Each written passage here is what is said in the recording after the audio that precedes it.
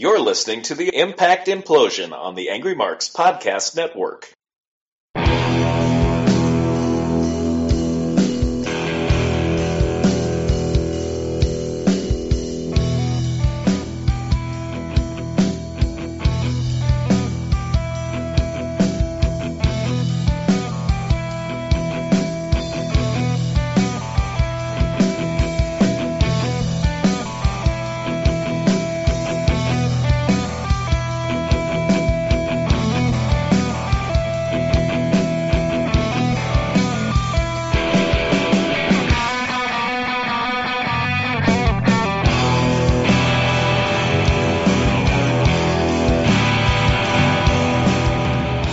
Another episode of the Impact Implosion on July 30th, 2015. You all probably listening into it either tomorrow or the day after or whenever. Yep. My name is Seth Draken, and Mike Poland is on the other end. I am. Okay. We got messy spoilers to talk about. We got to talk about the spoilers. I know we don't normally do this, but dear God, TNA. You're probably not going to see half of this stuff anyway. You might not. You might. But let's just go down from July 22nd, some of the stupid things that happened here. Dance contest between Rockstar Spud and Grado. Because they know Grado sucks. Yes. Let's see what else. Oh, Jay Bradley becomes an Irish bully. The thug Aiden O'Shea.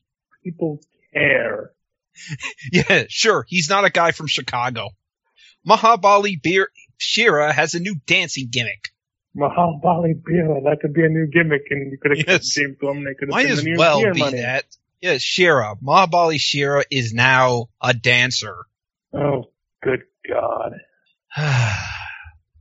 That's July 22nd. Then the next day, we had, oh boy, let's see. What did we have that was fun here that was stupid? Which one's the reverse elimination match? I'm sure we're going to get to that because, oh dear God, that happened. How do you even do a reverse elimination match? Oh God, I don't know. Okay, basically, Mahabali Shira being a dancer, nothing happened on the 29th Eric Young won made it to some tournament to get to the finals, and then he quit. I quit. Yeah. July 24th. You're gonna get this, that this is bad. Oh, and they're gonna doing a tag. Jerry Borash implied they are doing a team challenge series at some point. Because that worked so well for another wrestling company back in the day. AWA and the turkey on a pole. Well, we already do the turkey gimmick on Thanksgiving. Yes, do we really need to say that? A turkey? A reverse elimination match occurred. How does that even work? Okay, 3 men enter the ring. The first man who wins gets to leave the match, and the other 2 men are left fighting for second place. Oh, God. I am not fucking kidding you here. That happened. Stupid. That's stupid. Fucking stupid. July 24th, 5th. That was the 24th. Beginning the men beating the women, Tigre Uno defeated Gail Kim. Jesse Goddard's defeated Kong. A 4-way elimination. Oh, actually, that's not a problem. Brooke's hand got broken. Oh, no. So it caused her to lose a match. Eric Young basically being an ass. Yeah, that's basically that one. The reverse elimination match basically really killed that show. Just the idea of it. Oh, the invasion happened on the 27th. Yep. Well, actually, no, the invasion didn't happen on the 27th. It was basically Jeff Jarrett became the new head of in TNA because Bully Ray left. No, actually, they actually booked it that Bully Ray got run over by somebody, and so did Drew Galloway. Oh, dear. So, yes, Bully Ray goes out on vehicular homicide. Who's driving the Crown Vic? Awesome Kong fought Lady Tapa. That sounds terrible. Yes. Bobby Roode turns heel. Wasn't he already a heel? Yes. And he beats up Spud. We'll get back to that later. EC3, they had another King of the match because Jeff Jarrett decided to forfeit the King of the Mountain title instead of face EY. So, and PJ Black, aka the Darewolf, won. Gabriel. Yeah. Justin Gabriel, aka the Darewolf. Yep. Yes, he was called the freaking Darewolf. That could be a draw. Then we had EC3 having to fight the Darewolf, and if he doesn't defend the title, he will be stripped of the title. He wins, by the way, so don't worry there. Good luck there. The match itself doesn't sound like it would be a bad match. Chris Melendez wants Eric Young in a match, and Eric Young says, "You put your prosthetic leg on the line." I'm not kidding. Imagine if Vince McMahon did that to Zach Gowen in 2003. You didn't make him put his leg on the line. I said, could you imagine if he did that? Oh, God. What the fuck would he have to use? I don't think Vince is above that. He just didn't do it. I know. Then we had the 28th, which we had an explosive match with Tommaso Ciampa. By the way, this is the only time they use him other than a Impact match tonight where he loses. He wins here. Who did he finish? It's Crazy Steve. Who? Oh, Crazy Steve. Then we had the open mic match. Basically, you got to climb a ladder and retrieve Mr. Anderson's microphone. And you could use anything else. Did Vince Russo take over the book for these shows? I have no freaking idea. Then we had Matt Hardy wanting another shot at EC3. EC3 saying, sure, but if you lose, Jeff Hardy is going to be my personal assistant. Then Eric Young beat Chris Melendez for his leg and celebrated with it. Oh, dear God. The beautiful people got rejoined because Rebel came back. She was beaten up by the Dollhouse last we saw her. She joins the Dollhouse. That makes sense. Makes perfect sense. Of course it makes sense. Then we have the reveal of the beautiful people? Angelina Love's pregnant. Well, we're going to have Madison Rayne and Velvet Sky. Oh, okay. Well, the Global Force Wrestling decided to invade. Yeah. They invaded. I don't know if I'm looking forward to these shows. I'm not. Chris Mordetsky lost to Lashley. The masterpiece. Lost to Lashley.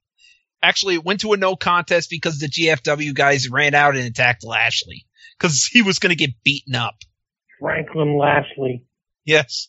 Then we had Trevor Lee and Brian Myers becoming the tag champs because Trevor Lee? I have no independent wrestler, but yeah, they beat the Wolves. I know who Myers is. Now you're wondering, how the heck did they get a title shot? Magnus gave them the Face or Fired briefcase for some reason. Just in case you forgot he had that. He had it before he left. Yeah, they use it here. EC3 beats Matt Hardy, so Jeff is now his personal assistant. Oh, and God. PJ Black loses the belt to Bobby Roode. By the way, we have mentioned PJ Black lost the King of the Mountain title to Bobby Roode. Oh, I thought you were talking X Division title. I'm like, wait. No, he lost. No, the X Division title's still with Tigre Uno, who beat Sanjay Dutt in a match. I read a spoiler somewhere that said PJ Black beat him too. Yeah. Maybe we'll get to that. Then we had in this mess of spoilers. EC3 with a sign. Well, I mean, Jeff Hardy now coming out with a sign with a, giant Ethan Carter head on a stick. And a suit filled with Ethan Carter's face on it. This sounds terrible. Yes, it does. It absolutely does. Then, you wonder why this company's dying. And then the next day, after they won the tag titles, the Wolves won back the belt. And Gail Kim also won the Knockouts title. Yes. Fantastic. Oh, Eric Young joined Global Force Wrestling. I'm not kidding. Why not? Lethal Lockdown. There's gonna be a lethal lockdown of Team TNA versus Team Global Force Wrestling. I'm not calling them GFW. That's kind of stupid. And then later on that night we had Team TNA beating Team GFW because we had Bram show up for Team TNA. It was originally announced as a 4 versus 4 match, but was changed to a 5 versus 5. GFW's lineup: Sanjay Dutt, Eric Young, Brian Myers, Chris Mordesky, and Jeff Jarrett. TNA's lineup: Davey Richards, who started first, by the way. Think about, he had a concussion still. That's smart. 2 weeks ago. He suffered a concussion 2 weeks ago, so pretty bad one apparently. Drew Galloway, Lashley, Eddie Edwards, and Bram. And Drew pinned Myers with a future shock onto a garbage can. Yay. And then let's talk about July 30th. There's one thing. Well, some of them are out, but we really need to talk about a few things on this show. There was a match, and they had a guy in a Bigfoot costume. A what? Bigfoot costume. In the crowd. Now, you'd think this would be some fan. I thought you meant in the match. Now, you would think this would be actually some...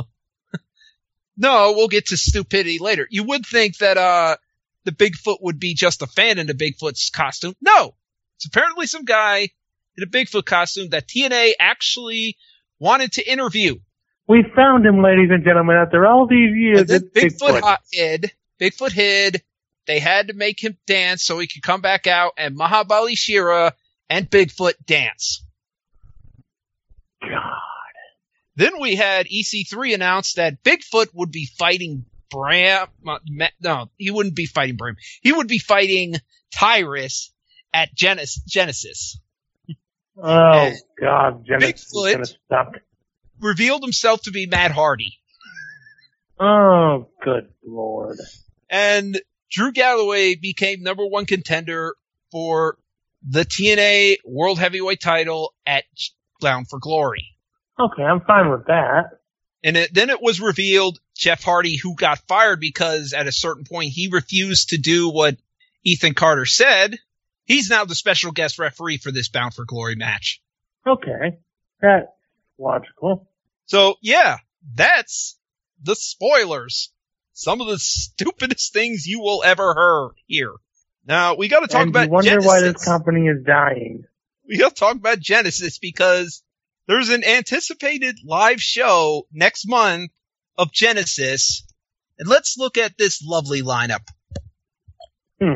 Jesse Goddard versus Al Snow in an Elevation X match. Now, if you all don't remember what that is, that is basically a scaffold match with an X on it. Which, by the way, there's never been a good scaffold match in wrestling history. No, the first one was. And maybe Rhino and James Storm. Yeah, no, there were. Sorry, Rhino and AJ. No, there was one with, then there's Tigre Uno versus Abyss, Barbed Wire Massacre. Barbed Wire match for Barbed Wire Massacre 3, meaning the ropes will be barbed wire. Another gimmick match that I hate. Then Koya or Mahabali Shera will fight Tommy Dreamer. So we're basically getting, and Simon Diamond will fight Jay Bradley in the Shamrock Street fight. Yep, Aiden O'Shea versus Irish Pat Kenny in a Shamrock Street fight. And so basically we're getting a lot of old guys against a lot of new guys. Yes. And then Tyrus versus Matt Hardy or Bigfoot in this case. Good God, is this going to suck? This is going to be painful. This may be their big YouTube debut or whatever, if it falls after the Destination X deal does. So, yeah, it's going to happen. Oh. And you're all going to see it. Some of you are going to see it live. I feel sorry for you. I feel absolute.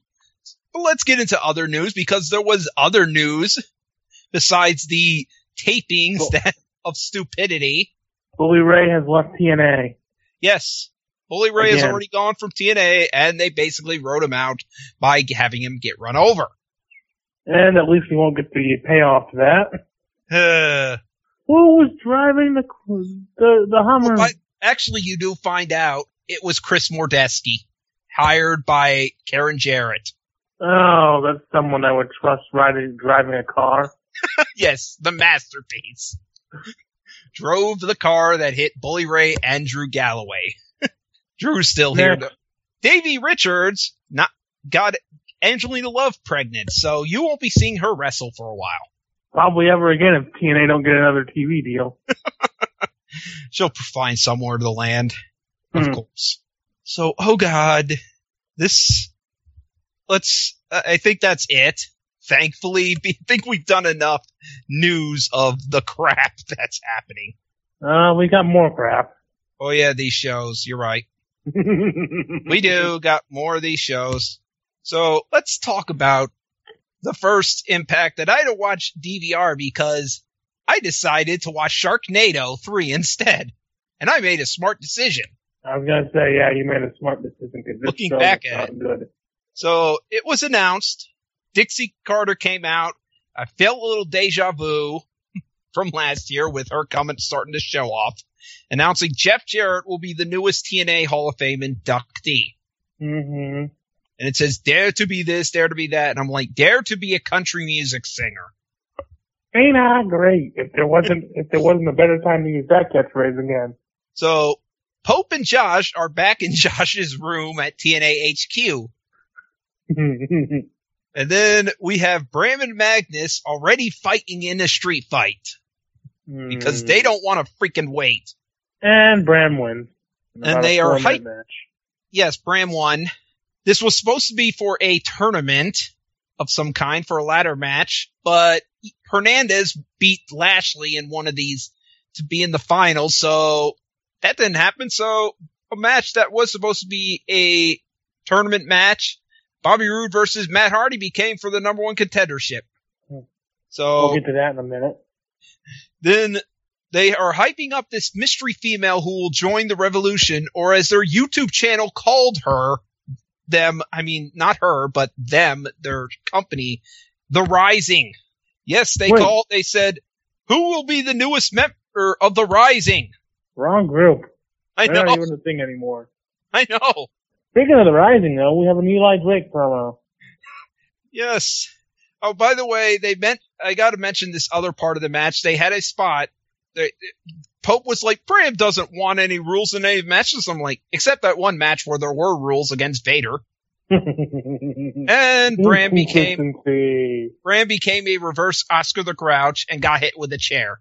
Now, if you're wondering what a reverse Oscar the Grouch is, it is basically you put a trash can over someone's head and have their legs sticking out. So, after the match, James Storm hit Magnus with a cowbell. I guess Magnus had a fever after all. James Storm thought the match needed more cowbell. Yeah, Magnus had a fever. He needed more cowbell. So, oh, by the way, Bram won with a low blow and a roll-up. The deadly roll-up. The roll-up of doom. Yes, the deadly roll-up. So, Eli Drake comes out with new music and to explain why he did what he did. My name is Eli Drake, and I'm going to tell you that 50 times in 5 minutes. And he says, stop crying, dummies. And his new motto for all those talking about stand-up, sit down. He admitted he used The Rising and is tired of Drew talking for him. And Eli's like, you all use your friends to get things. I'm like, no, they're friends. It's a double-way street. You give too. You don't just get things. So yep. Eli Drake finally said he will never let Drew Galloway win the world title as long as he's here. Drew comes out, looks disappointed, but yet wants to kill the man. Yes, he's gone through the stages. Depression, drinking, more drink. And now he's angry. So with the BDC dead, we now have to blame Eli Drake for the death of The Rising. But according to their YouTube channel they live, yes, I'm going to make fun of that shit. That was stupid. I even posted a tweet to them. I'm like, dude, really? Your YouTube channel is calling the Revolution The Rising? What the hell? Good job, guys. And he's like, the fans at this point chant, kick his ass. Drew Galloway tells Eli Drake, I'm going to kick your arse. And I'm like, silly Drew, if WWE has taught us anything, there's a difference between ass and arse. Mm-hmm. And the announcers are like, well, Eli Drake caused the Rising to die. And I'm like, to be fair, it was Drew's fault for making a match a handicap match where the losers would disband. And then we had a promo by Taryn. Taryn's cleavage and the doll. Well, actually, it was Taryn in a cage because last week she lost the belt because of Gail Kim and her kabuki taker skills. Yep. So anyway, it's a confrontation in a cage. She's gone freaking crazy. She's gone legit tree hugger, and she will not leave the cage until she gets what she wants. And this is great. And she's pouting and pulling her hair.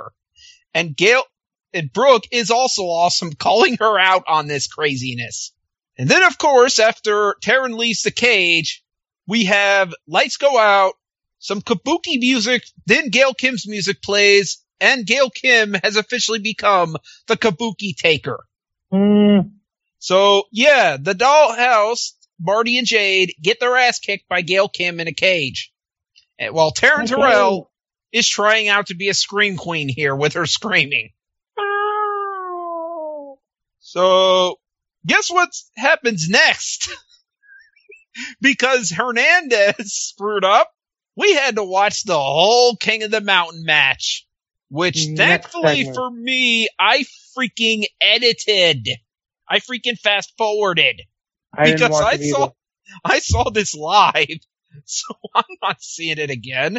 They basically showed the whole match with commercials, not edited, unlike the Storm Magnus match. Which they actually edited that to take out the spot where they screw up the electricity. Yep. Then we had them talking about the chain match between Eric Young and Rockstar Spud, and Pope's like, we haven't had a chain match in years. And I'm like, actually, we had a Russian chain match a few months ago. Different company. It still counts. We haven't seen one of these in a while. Time for Tigre Uno to talk about Donald Trump while he is in his hometown of Tijuana. Basically, he is upset that Trump said what he said and challenged Trump to show up at TNA Impact next week. A taped show, by the way. Yeah. Bischoff moment at Slamboree, anyone? Why would Trump waste his time? I know, but yeah, it's a taped show. Of course he's not there. Even if he said, okay, I'm coming, TNA's not going to show up. TNA did, or he taped it. So yeah, fuck you, TNA. So here comes The Revolution, or as the YouTube page called them, The Rising. Whoopsie. Yep. James Storm says this country needs leadership. And I am about to say, are you running for president? You could run, because there's a lot of people running in the Republican side. It's like 17 at this point. So the newest Revolution member is Serena Deeb. She would be a great knockout here. She retired, though. In real life, she's retired. So all this tape stuff, not going to amount to anything. So Serena says Mickie James betrayed their friendship by leaving her behind for her TNA and country music career. Where? Yes. Then we have time for the chain match. All 5 minutes of it. And Josh tried to say that he said a bunch of things were trending on Twitter. And I'm like, nothing was trending worldwide for you, especially when Sharknado 3 was on. Yeah. Which it was when this aired. Eric Young beat Rockstar Spud in a 5-minute chain match with a pile driver. Next. Basically, not a good chain match. It was generic. So then we had Bobby Roode versus Matt Hardy, which was originally supposed to be not because, and even the announcers don't even mention that it's for the number one contendership because it originally wasn't. But because of Hernandez, this match is now number one contenders because the man who wins this match is the one who got it, which is Matt Hardy. Yeah. By the way, the reason this is aired because in a steel cage match, Hernandez beat Franklin Lashley. Seriously. Yeah. So Matt Hardy wins, throws Bobby Roode to the outside, and he falls into a table. Yay. And Pope's like, EC3 promised Matt Hardy a title shot if he won. I'm like, no, he didn't. I don't remember him ever did. I gave this show a C just because of the awesome cage promo between Taryn and Brooke. Yeah. So, yeah, but didn't give it too high, but. I think this show is bad. Oh God, the next week. The next week.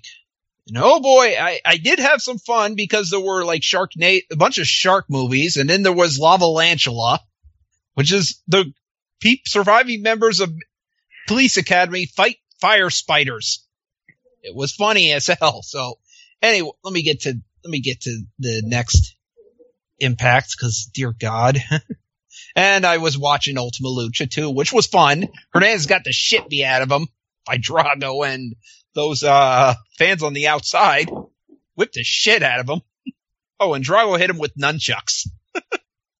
Yep. So yeah, TNA. Austin Aries comes out to start off the show, and he's not happy. He should have been in the tournament. He should have been in the tournament, and here comes Bully Ray. And Bully Ray's like, you know what? I liked you. He's like, heck, you beaten everybody. You even beat me. And he's like, you're right. I fought the law and I won. But you also had a title shot and you lost. Yeah, so Aries is like, I'll offer you an X Division title match. He was like, why don't you offer me, he actually said first, why don't you offer me a tag title shot then? He's like, well, you just lost that too. I can offer you the X Division title. And he's like, been there, done that. I don't need it again, which pretty much buries the title. It's not for guys like me. It's for guys like Rockstar Spud who will never be in the main event. And here comes Spud. And Josh tried to say Spud was in the main event, which no, he wasn't. If you remember Destination X. That one show. That was the tag match, but no. The main event title match was the curtain jerker. No, that one show in England was in the main event with EC3. Oh yeah, that was main event too. Yeah, that great match. But yeah, nobody counts it. So Spud says Aries hurt his feelings, and Aries like, I'm sorry. Oh, boo-hoo.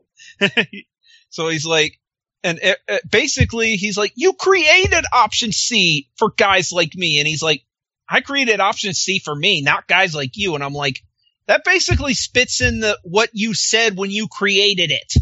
When you created option C, you were saying that guys that never had a shot, that would never get a shot, but have the X Division title, could cash it in and get a shot at the world title. You said that, Aries.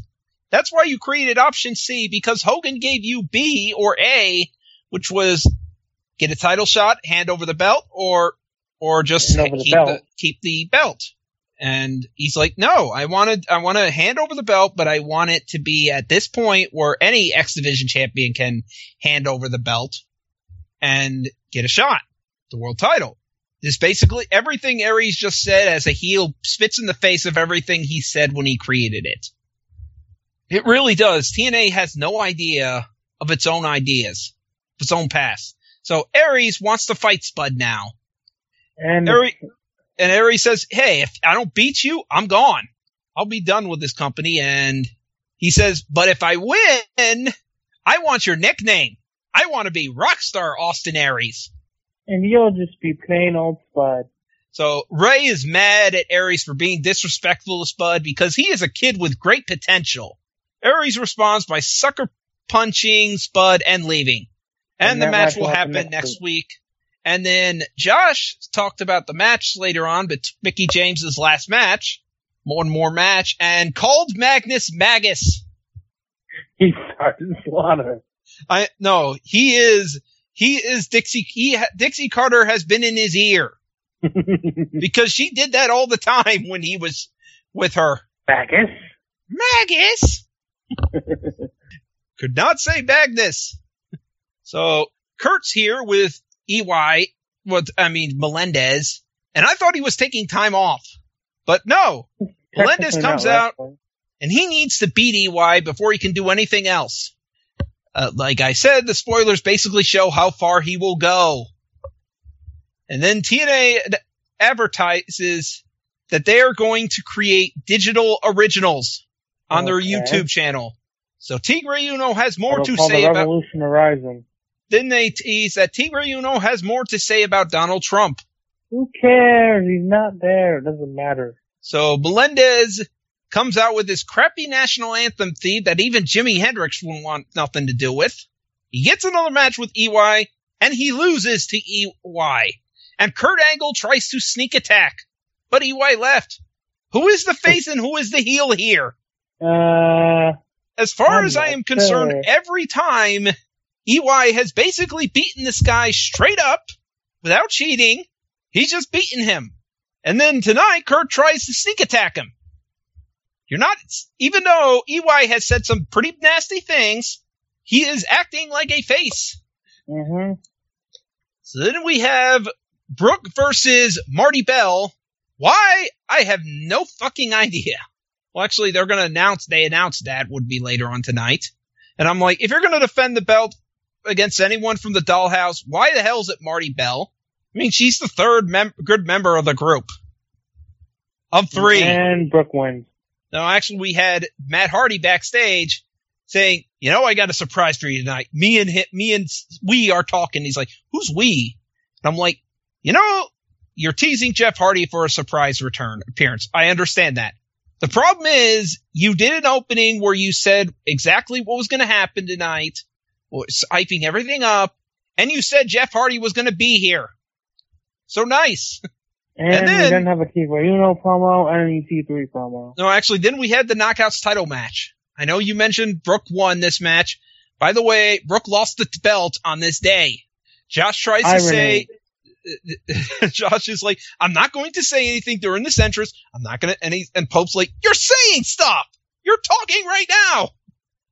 And I am thinking the same thing. You are talking. You are being an annoying twit. I'm saying, I'm not saying anything. I'm not saying anything. It's like the old Chris Masters entrance where they actually didn't say anything. I know, but he is legit saying things, even when he says he's not going to say anything. And Josh tries to say, well, I am trending worldwide. I'm like, stop lying about your importance in life. No, you are not.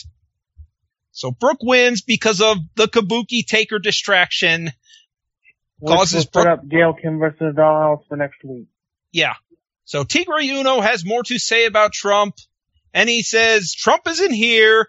He really thought Trump would be here, and he's upset that he's not here. And I'm like, nobody thought Trump would be there. No, of course not. It's a taped show, you moron.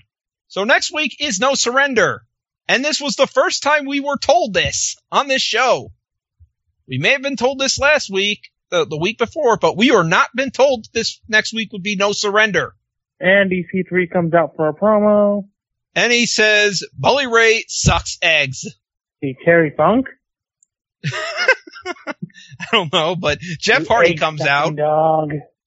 And nobody, even the announcers are like, well, we knew Jeff Hardy was going to be here tonight. Like, only JB. I also hate the fact that Matt Hardy gets to choose the stipulation because it's Bully Ray. Yeah. That doesn't make sense. I don't know. But Jeff said, this company needs change, and that change will happen when my brother beats you. And I'm like, no, your brother is not the change TNA fans need. We don't know what the change TNA fans need. These guys have rebranded more times than WCW ever did. Yes. So, guess which match it will be? Come on, guess, people. Full Metal Mayhem. They basically go out of their way to try to spoil, and I'm like, we know what it's going to be. Why don't one of these opponents one day just say, dude, you have a series of match. It'll be either Full Metal Mayhem or a ladder match. Kind of like WWE does with their interactive polls. I know. We know which one it's going to be. Just have an opponent say that to Matt. Dude, he's about to make this big introduction. I'm like, dude, we know what it's going to be. Stop. It's overselling the importance. No one is. Say it already. So he also announces that you don't need to take 10 minutes to say it. So yes, no one is allowed ringside as well, which is probably the better thing. And next up is Mickie James, Magnus. Which pretty much means someone's going to interfere, but Yeah. No one is allowed at ringside, but Mickie James and Magnus versus James Storm and Serena. And basically, this is the last match, which means Jeff Jarrett's Hall of Fame induction will be the main event, of course. Mm-hmm. So, TNA. So, yes, this match happened. Mickie is in a Magnus shirt, and Real Full Killer said it best. Would be a lot easier to get into this match if all four of them hadn't unfortunately left the company by the time it aired. To be fair, James Storm did come back. Yeah, we'll get that in coming weeks. Yeah, so those are some bad tights, Storm. He is wearing some horrible freaking tights. Sorry about your damn tights. Yes. So at some point, Serena calls out Koya. Koya comes out with a stick, misses, hits Storm.